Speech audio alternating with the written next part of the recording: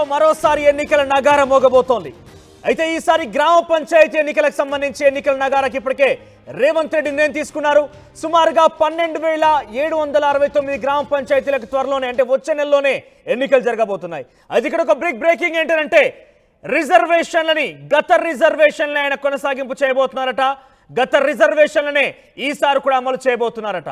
అయితే 12,769 గ్రామ పంచాయతీల్లో ప్రస్తుతానికి ప్రత్యేక పాలనాధికారి అంటే స్పెషల్ ఆఫీసర్ పాలన కొనసాగుతోంది. సర్పంచ్ల కాలం పదవీ కాలం ముగిసి సుమారుగా 6 నెలలు కావస్తోంది. అయితే ఈరోజు సెక్రటేరియట్లో పంచాయతీ అధికారులతో ఆయన నిర్వహించారు. పంచాయతీ అధికారులతో ఆయన మాట్లాడారు. ఈ నేపథ్యంలోనే ఈ నిర్ణయం తీసుకున్నట్టుగా తెలుస్తోంది.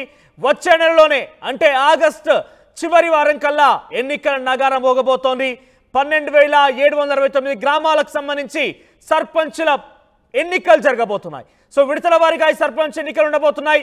సో గత రిజర్వేషన్లే తిరిగి ఆయన అమలు చేయబోతున్నారట. అయితే కులగణనదంతా కూడా ఉట్టి మాటగానే ఉండే అవకాశం ఉంది. కులగణన చేపట్టిన తర్వాతనే స్థానిక సంస్థ ఎన్నికలు నిర్వహిస్తామంటూ గతంలో ప్రభుత్వం చెప్పుకొచ్చింది. కానీ ఇప్పుడు చూస్తే కులగణన ఏం లేకుండానే గత రిజర్వేషన్ అమలు చేస్తూనే ఆయన ఎన్నికలు నిర్వహించే విధంగా ప్లాన్ చేస్తున్నారు. సో ఎన్నికల నేపథ్యం కనబడుతోంది. మరోసారి ఎన్నికల నగారం మోగబోతోంది తెలంగాణలో. ఎటు చూసినా కూడా ఇప్పటికే సర్పంచ్ ఎదురు చూస్తున్నారు. సర్పంచ్లకు సంబంధించి త్వరలోనే వారంతా కూడా రిజర్వేషన్లకు సంబంధించిన అంశాన్ని మారబోతోంది. కులగణన చేపడతారంటూ కూడా ఎక్స్పెక్ట్ చేశారు. కానీ అంతా కూడా తారుమారైంది. గత రిజర్వేషన్లే ఆయన కొనసాగిస్తారట.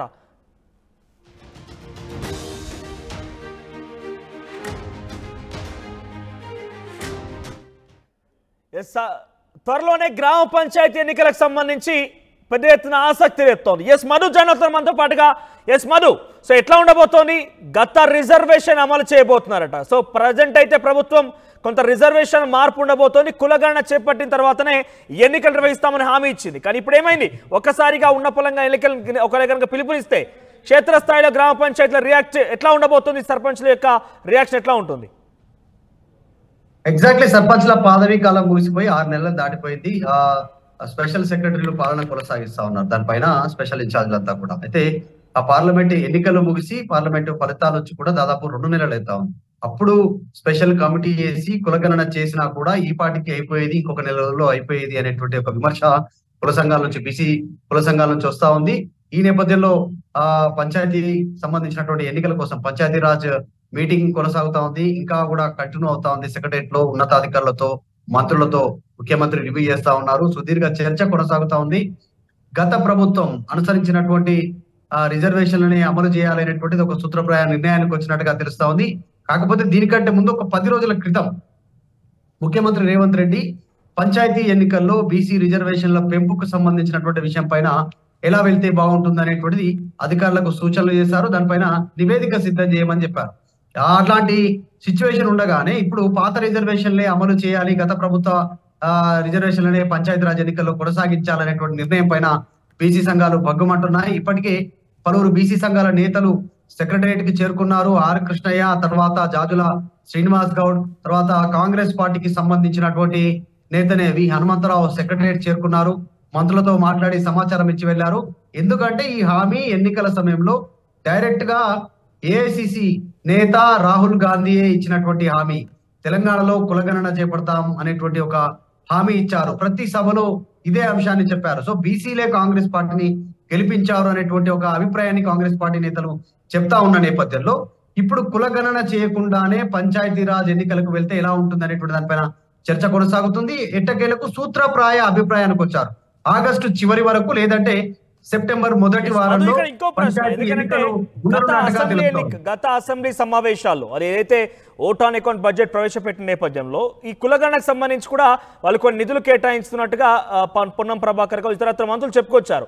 సో ఇంతకీ కులగణన ప్రక్రియ తెలంగాణ రాష్ట్రంలో కొనసాగుతుందా? దానికి సంబంధించి అప్డేట్స్ ఏ రకంగా ఉన్నాయి? అంటే ఇప్పుడు నడుస్తోందా, ఇంకా చేయాల్సి ఉందా, అసలు చేస్తారా లేదా? ఇప్పుడు కులగణన చేస్తే 5 నెలల సమయం పడుతుంది అనేటువంటిది ప్రభుత్వ వాదన. కానీ బీసీ సంఘాలు చెప్తా ఉంది ఏంటంటే కేవలం 15 రోజుల్లో చేయొచ్చు అనేటువంటి వాదనను వారు వినిపిస్తా ఉన్నారు. ఇలా 15 రోజుల్లో కులగణన చేసినటువంటి రాష్ట్రాలు బీహార్ లో దాదాపు మనకంటే ఎక్కువగా 10 11 కోట్లకు పైగా 10 కోట్లకు పైగా ఉన్నటువంటి జనాభా ఉన్న రాష్ట్రము మనకంటే ముందుగానే, అంటే వీళ్ళు చెప్తున్న సమయం కంటే కేవలం 15 రోజుల్లో కులగణన కంప్లీట్ చేశారు అక్కడ. తర్వాత మన రాష్ట్రంలో కేవలం 4.5 కోట్ల మంది జనాభా ఉంటే కనుక ఆ రకంగా లెక్కేసుకున్నా కూడా కేవలం మనకు 10 రోజుల సమయమే పడుతుంది. స్పెషల్ గా దానిపైన దృష్టి పెడితే కావాలనే ప్రభుత్వం తాత్సారం చేస్తా ఉంది, బీసీల పేరు చెప్పి గద్దెనెక్కింది అనేటువంటి విమర్శలు ఆల్రెడీ కుల సంఘాలు చేస్తా ఉన్నాయి. మరి ఆల్రెడీ ఆగస్టు లేదంటే సెప్టెంబర్ మొదటి వారంలో ఎన్నికలు నిర్వహించాలనేటువంటి సూత్రప్రాయ అభిప్రాయానికి ప్రభుత్వం వచ్చినట్టుగా సమాచారం అందుతా ఉంది. చూడాలి, ఒకవేళ అలా ఎన్నికలు నిర్వహించాలనుకుంటే స్థానిక ఎన్నికలను మరి పాత రిజర్వేషన్లనే అమలు చేయనున్నారు. కులగణన అటకెక్కే అవకాశం ఉంది. సో ప్రస్తుతం ప్రత్యేక పాలనాధికారితో అక్కడ పూర్తి స్థాయిలో పాలన కొనసాగుతుంది. సో ఉన్న పలంగా అంటే ఇప్పటికే 6 నెలల సమయం అయిపోయింది. కులగణన కోసమే ఈ సమయాన్ని పెంచుతున్నట్టుగా రాష్ట్ర ప్రభుత్వం గతంలో చెప్పుకొచ్చింది. ఎందుకంటే ఇప్పుడున్న సమయంలో ఎలక్షన్స్ పెట్టలేము, కులగణన చేపడతాం, కులగణన చేపట్టాకనే ఎలక్షన్స్ కండక్ట్ చేస్తామంటూ చెప్పుకొచ్చింది. కానీ ఇప్పుడు కులగణన చేపట్టకుండానే ముందుగా వెళ్తున్న నేపథ్యంలో రియాక్షన్ ఏ రకమైన అవకాశం ఉంది? బీసీ సంఘాలు కావచ్చు, లేకుంటే ఇతరత్ర రౌండ్ టేబుల్ కాన్ఫరెన్స్ కూడా నిర్వహించారు గతంలో. ఇప్పటికే బీసీ సంఘాలు భగ్గుమంటున్నాయి. రేవంత్ రెడ్డి ముఖ్యంగా సీఎం వైఖరి పైన రాహుల్ గాంధీ చెప్పినా రేవంత్ రెడ్డి దాన్ని పక్కన పెడతా ఉన్నారు. మొన్నటి వరకు చెప్పుకొచ్చారు, పార్లమెంట్ ఎన్నికల్లో కూడా చెప్పారు, స్థానిక సంస్థల్లో బీసీలకు రిజర్వేషన్లు పెంచుతాము కులగణన చేసిన తర్వాత అనేటువంటిది మాట ఇచ్చి మాట తప్పుతా ఉంది. కాంగ్రెస్ ఎప్పుడైనా సరే గద్దెనెక్కేంత వరకు బీసీలను రాజకీయంగా వారు వాడుకున్న తర్వాత పక్కన పెడతారు. మరొకసారి ఇలాగే జరగబోతా ఉంది. తెలంగాణలో జరిగితే మాత్రం రానున్న రోజుల్లో కాంగ్రెస్ కు పుట్టగతులు ఉండవు అనేటువంటిది ఆరోపణ చేశారు. కొద్దిసేపటి క్రితమే దాజుల శ్రీనివాస్ గౌడ్, తర్వాత R Krishnaiah secretariat media point లో మాట్లాడారు. ఇదే అంశాన్ని వాళ్ళు మెన్షన్ చేశారు. మేము రిక్వెస్ట్ చేస్తా ఉన్నాం, ఒకవేళ కులగణన చేయకుండా స్థానిక సంస్థల ఎన్నికలను కనుక నిర్వహిస్తే రాష్ట్రాన్ని పూర్తిగా ఆ రాష్ట్రంలో బీసీలంతా కలిసి అగ్గి పుట్టిస్తారు కాంగ్రెస్ వ్యతిరేకంగా అనేటువంటి స్టేట్మెంట్ చేశారు కొద్దిసేపటి క్రితమే జాజుల శ్రీనివాస్ గౌడ్, ఆర్ కృష్ణయ్య. కాబట్టి బీసీ సంఘాలు తీవ్ర ఆగ్రహంగా ఉన్నాయి. కాంగ్రెస్ అధికారంలోకి వచ్చిందే బీసీల ఓట్లతో, బీసీలను మళ్ళీ మోసం చేస్తే కాంగ్రెస్ ని నామరూపాలు లేకుండా చేస్తాం రాష్ట్రంలో అనేటువంటి స్టేట్మెంట్ చేస్తా ఉన్నారు. చూడాలి ప్రభుత్వం మరి త్వరితగతిన కులగణన చేసి ముందుకు వెళ్తుందా, పాత రిజర్వేషన్లు అంటూ అలాగే కులగణన లేకుండానే స్థానిక ఎన్నికలు నిర్వహిస్తారా చూడాలి. మొత్తానికైతే ప్రస్తుతానికి ఆగస్టు చివరి వారం లేదంటే సెప్టెంబర్ మొదటి వారంలో స్థానిక సంస్థలు ఎన్నికలు నిర్వహించాలి, త్వరగా నోటిఫికేషన్ విడుదల చేయాలి ఎన్నికల కోసం అనేటువంటి సమాయత్తం చేస్తున్నట్టుగా తెలుస్తోంది. రైట్.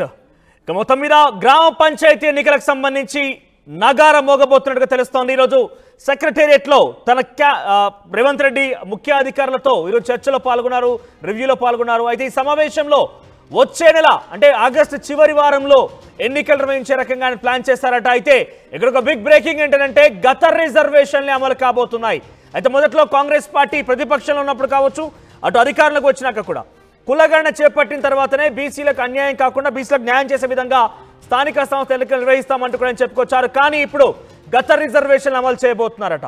12,769 గ్రామ పంచాయతీలకి వచ్చే వారంలో ఈ నోటిఫికేషన్ జారీ కాబోతున్నట్టు. అయితే దీనిపై పెద్ద ఎత్తున బీసీ సంఘాలు కావచ్చు, సామాజిక కార్యకర్తల నుంచి కూడా పెద్ద ఎత్తున కొంత వివాదాస్పదం అవుతోంది. వారంతా కూడా వ్యతిరేకిస్తున్నారు. వారంతా కూడా ఒకసారిగా బయటకు వచ్చి అవసరమైతే తెలంగాణ రాష్ట్రంలో కాంగ్రెస్ పార్టీ వ్యతిరేకంగా అగ్గిరాజేస్తామంటూ కూడా హెచ్చరిస్తున్నారు. మరి ఈ పరిణామాల విషయంలో కాంగ్రెస్ పార్టీ ప్రభుత్వం నిజంగానే ఎన్నికల నగార మోగిస్తుందా, లేదంటే కులగణన చేపడుతుందా అనేది మాత్రం చూడాల్సిన అవసరం అయితే ఉంది. ఒకవేళ మీరు కనుక గ్రామ పంచాయతీ స్థాయిలో ఎన్నికలకు సిద్ధంగా ఉంటే, మీ కులగణన చేయకపోయినా కూడా ముందుగా కాంగ్రెస్ పార్టీ ప్రభుత్వం కనుక ఆ రకంగా ముందుకు వెళ్తే మీరే రకంగా రియాక్ట్ అవుతారు? గ్రామ పంచాయతీ ఎన్నికల ప్రస్తుతం తీసుకున్నటువంటి ఈ విషయంలో ఇప్పటికే అధికారులతో మాట్లాడినట్టుగా తెలుస్తోంది. సో ఈ నిర్ణయంపై మీరేమనుకుంటున్నారు? కామెంట్ రూపంలో మీ యొక్క అభిప్రాయం తెలియజేసే ప్రయత్నం చేయండి.